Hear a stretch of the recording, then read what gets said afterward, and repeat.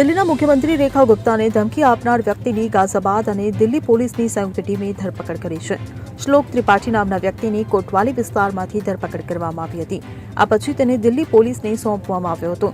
હાલમાં દિલ્હી પોલીસ આરોપીને કસ્ટડીમાં લીધા બાદ પૂછપરછ કરી રહી છે.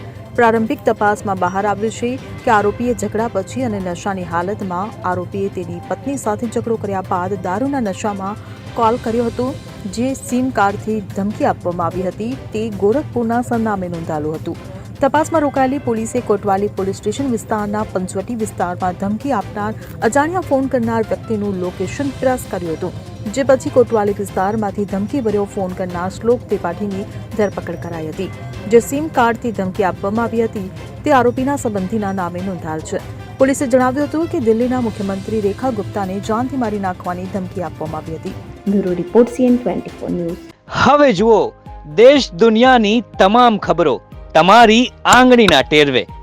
ઉઠાવો મોબાઈલ અને Google Play Store પરથી ડાઉનલોડ કરો અમારી CN24 ન્યૂઝ મોબાઈલ એપ.